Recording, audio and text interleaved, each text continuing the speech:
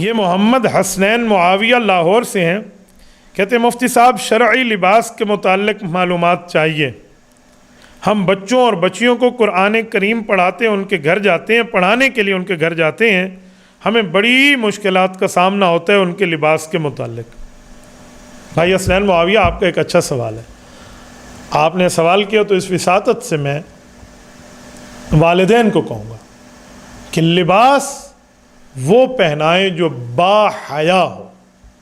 یاد رکھیں، خاوند کا صاف ستھرا بہترین لباس ہوگا تو بیوی کی اچھائی کو ظاہر کر رہا ہوگا کہ بیوی ٹھیک ہے تو اس کا لباس وہ اس نے بہتر بنوایا ہے۔ اور اگر بیوی اچھا اور با حیا اور اسلامی لباس پہنے گی تو اس سے خاوند کی غیرت جھلک رہی ہوگی کہ خاوند میں غیرت کتنی ہے۔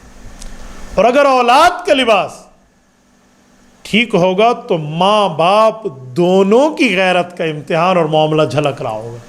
اس لیے ٹھیک طرح کا لباس پہنا ہے۔ بچوں پہ لباس کا اثر آتا ہے، جس طرح صحبت کا اثر ہے نا، آپ نشائیوں کے ساتھ بیٹھو تو دوسرے دن اس طرح کرنے آپ بھی لگ جاؤ گے۔ آپ کسی مونچھ کو تاؤ دینے والے کے ساتھ بیٹھے تو آپ بھی ہوگی یا نہیں ہوگی، آپ نے این کرنا شروع کر دینا ہے نا، تو اثر آتا ہے۔ ہماری سرائکی زبان میں کہتے ہیں خربوزہ خربوزے کو دیکھ کے رنگ وٹیندا ہے، تو آپ کچھ معاملہ دیکھا کریں۔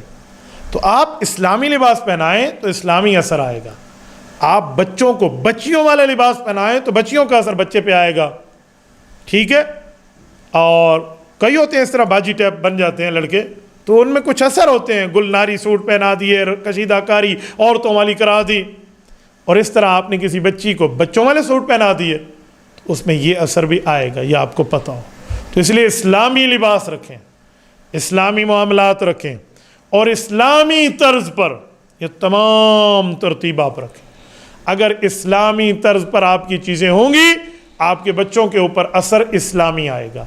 با حیا لباس ہو، چست لباس نہ ہو، ٹائٹ لباس نہ ہو، اور اپنے جسم کے ساتھ چپکا ہوا نہ ہو کہ جس سے اعضائے سطر واضح طور پہ نظر آ رہے ہوں، ایسا نہ ہو۔ چاہے بچے ہیں چاہے بچیاں ہیں، آپ لباس کو ٹھیک رکھا کریں، معاملات کو صحیح رکھا کریں، اس کے مطابق لباس پہنایا کریں، تو بالکل انشاءاللہ تعالی آپ کے بچوں پر صحیح اثر آئے گا۔ اور آپ خود بھی اچھا لباس پہنا کریں، ٹھیک ہے نا۔ آپ اچھا پہنیں گے تو آپ کے بچے بھی وہی اچھا پہنیں گے، ورنہ مختاریہ گل کتھے ہور جا اپن نہیں ہے، ٹھیک ہے نا۔ تو آپ ان معاملات کو سمجھ کے کیا کریں۔